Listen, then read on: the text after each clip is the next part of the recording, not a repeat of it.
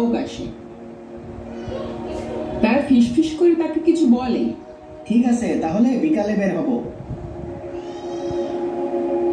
এরপর শামসুদ্দিন বাড়িতে আসে আর জায়দাকে বলে, মালামাল কিনতে শহরে যাচ্ছি, আসতে দেরি হবে, তোমরা খেয়ে ঘুমিয়ে যেও, ঠিক আছে? দাঁড়ান দাঁড়ান। আচ্ছা আচ্ছা, ঠিক আছে ঠিক আছে।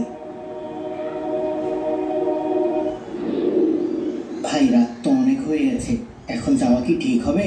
হ্যাঁ, গাড়িও তো তেমন দেখছি না, পথে যদি আবার ডাকাত টাকাত ধরে, বরং রাতটা কোনো হোটেলে থেকে সকালে রওনা দিলেই তো হবে নাকি? আরে না, কিসের বিপদ, আমরা এতজন আছি, আর তাছাড়া বাড়ির লোকজন তো চিন্তা করবে, তাই না?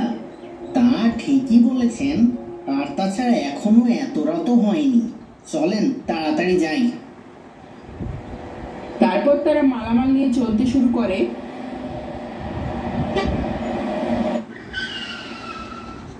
কি হলো? রাস্তার উপরে গাছ পড়ে আছে, নামা ঠিক হবে? দাঁড়াও, সবাই একসাথে নামি। এই যা আছে সব দেই, নয়তো শেষ করে ফেলবো। ভাই দয়া করেন, এগুলো আমাদের কষ্টের মালামাল, এগুলো নিলে এবারে রোজায় আমাদের না খেয়ে থাকতে হবে। চুপ চুপ, একটা কথা বললে আগে তোর জান যাবে। যা আছে দে। ওস্তাদ, কথাই কাজ হবে না, তুই একটাকে মেরে দিই। আল্লাহ সাহায্য করো, আল্লাহ সাহায্য করো, আল্লাহ সাহায্য করো। ভাই, আমাদেরকে ছেড়ে দেন ভাই। দাঁড়ান দাঁড়ান, যদি কোনো বিপদ আপদ হয় এই দোয়াটা একটানা পড়বেন। আমি কখনো এই দোয়া পড়ে ব্যর্থ হইনি। কি যেন দোয়াটা বলেছিল? লা ইলাহা ইল্লা আনতা সুবহানাকা ইন্নী কুনতু মিনাজ জালিমিন। লা ইলাহা ইল্লা আনতা সুবহানাকা ইন্নী কুনতু মিনাজ জালিমিন। কিরে, তাড়াতাড়ি বের কর, না হলে এক কপি শেষ করে দেব। আমাদের মায়েরেন না ভাই, ভাই আমাদের বাচ্চাগুলো এতিম হয়ে যাবে ভাই। লা ইলাহা ইল্লা আনতা সুবহানাকা ইন্নী কুনতু মিনাজ জালিমিন। লা ইলাহা ইল্লা আনতা সুবহানাকা ইন্নী কুনতু মিনাজ জালিমিন। আচ্ছা, আমার এই দোয়া কি কেউ শুনতে পাচ্ছে? আমি তো মনে মনে করছি, এই বিপদ থেকে কিভাবে রক্ষা পাবো?